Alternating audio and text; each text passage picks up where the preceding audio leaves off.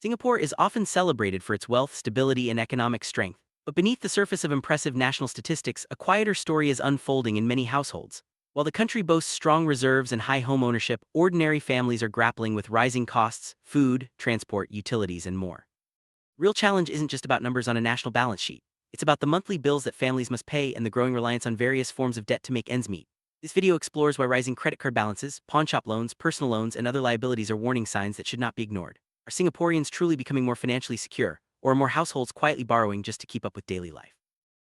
Let's look at the numbers that are quietly flashing red across Singapore. Credit card rollover balances have surged past $9 billion, with more than $1 billion added in just 1 year.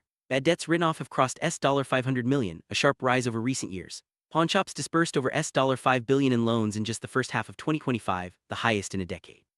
Household liabilities are growing faster than assets, and personal loans have jumped by nearly 15% year-on-year. Even licensed money lending, often overlooked, saw outstanding loans reach $708 million by 2021. These figures are not meant to be added together, but when read side by side, they paint a clear picture. More households are relying on debt not just for luxuries but to cover everyday expenses. The question is why?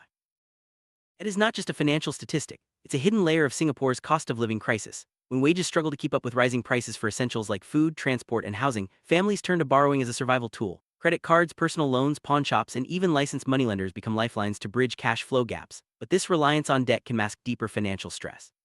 Family may appear stable, children in school, mortgage paid, bills managed, but behind the scenes they may be rolling over balances, pawning valuables, or taking out new loans just to stay afloat. This quiet squeeze is especially felt by the middle class, who often earn too much for assistance but not enough to feel secure. The real danger isn't sudden collapse but the slow, invisible pressure that debt brings to everyday life. But what can be done? First, Singapore needs better transparency, clear updated data on household debt stress, including not just mortgages but also credit card balances, personal loans, pawnshop activity, and money lending. Policymakers should distinguish between household net worth and monthly cash flow, recognizing that asset-rich families can still be cash poor. More attention should be paid to unsecured and short-term borrowing, as these often signal early financial stress. Financial counseling and public education are crucial, but they must be paired with policies that address the root causes: high living costs, income insecurity, and gaps in social support. Debt is not always a sign of irresponsibility. Sometimes it's a symptom of a system that's too expensive for ordinary life. The real question is whether Singaporeans are borrowing out of carelessness, or because the cost of living leaves them no choice.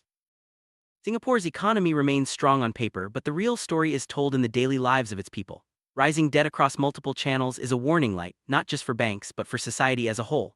The danger is not a sudden crisis, but the slow, steady pressure that forces families to borrow just to maintain the appearance of stability. As debt becomes a bigger part of household life, the question for Singapore is clear.